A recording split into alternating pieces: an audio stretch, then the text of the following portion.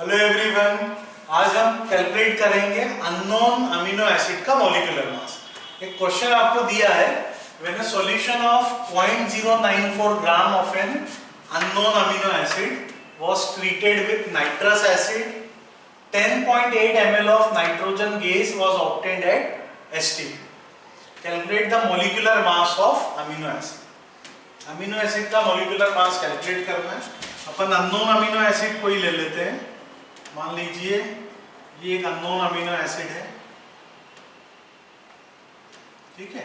इसकी रिएक्शन करना है नाइट्रस एसिड के साथ। जब भी नाइट्रस एसिड से रिएक्शन होती है तो क्या होता है पता है आपको? नाइट्रस एसिड अमीनो ग्रुप से रिएक्ट करेगा। इसको ऐसे लिख सकते हैं, ओपन स्ट्रक्चर HONO। तो देखिए ये उल्टा लिख देते हैं तो आपको जल्दी समझ में आएगा। ये बॉन्ड ब्रेक होगा, ये समझने के लिए आसान हो जाएगा।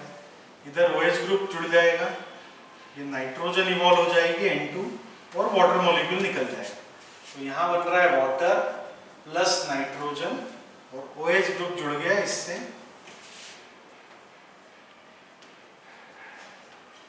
कार्बोक्सिलिक ग्रुप SH जैसा। तो अब देखिए 1 मोल आपने लिया यदि अमीनो एसिड और नाइट्रस एसिड से रिएक्शन की तो आपको मिल रही है 1 मोल नाइट्रोजन। 1 मोल नाइट्रोजन मतलब 22.4 लीटर या 22,400 ml अंडर STP कंडीशन। आपको अननोन अमीनो एसिड का मॉलिक्यूलर मास कैलकुलेट करना है। और क्या दिया है आपको? अमीनो एसिड का मास दिया है 0.094 ग्राम।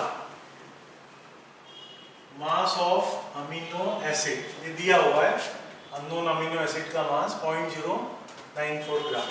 उससे जो नाइट्रोजन इवॉल्व हो रही है उसका वॉल्यूम दिया है 10.8 ml। लेकिन एक बात आप शायद ध्यान नहीं दे रहे हैं, देखिए अमीनो एसिड में एक नाइट्रोजन एटम है और नाइट्रस एसिड में भी एक नाइट्रोजन है।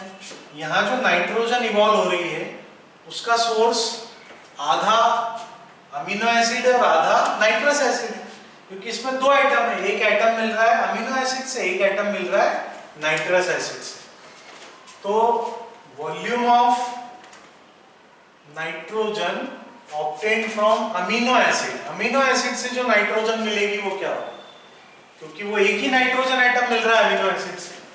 ये तो नाइट्रोजन जो दिए उन्होंने, ये टोटल नाइट्रोजन का वॉल्यूम है। अमीनो एसिड से जो नाइट्रोजन का वॉल्यूम मिल रहा है वो इसका हाफ हो जाएगा। क्यों हाफ हो जाएगा? क्यों हाफ हो जाएगा? क्योंकि एक नाइट्रोजन एटम अमीनो एसिड से आ रहा है और एक नाइट्रोजन एटम नाइट्रस एसिड से आ रहा है। तो इसलिए अमीनो एसिड से जो नाइट्रोजन का वॉल्यूम होगा वो आधा होगा, आधा नाइट्रस एसिड से होगा। तो यहाँ तो टोटल वॉल्यूम दिया, उसको हमने हाफ कर दिया। अब सिंपल मोल कॉन्सेप्ट आप लगा दीजिए। 5.4 ml नाइट्रोजन ये ऑब्टेन होती है 0.094 ग्राम अननोन अमीनो एसिड से। मतलब 5.4 ml यदि नाइट्रोजन का वॉल्यूम है तो अमीनो एसिड का मास कितना है? 0.094 ग्राम। तो हमें ये पता है कि 1 मोल का जो मास होता है वो मॉलिक्यूलर मास के बराबर होता है। तो 1 मोल वॉल्यूम है 22,400 ml। यदि इतना ml नाइट्रोजन इवॉल्व होती है तो मास कितना होगा? वो आ जाएगा मॉलिक्यूलर मास। तो ये कैलकुलेट करेंगे आप 0.094 अपॉन 5.4 इंटू 22,400। इसको कैलकुलेट करेंगे तो ये आएगा 390 ग्राम।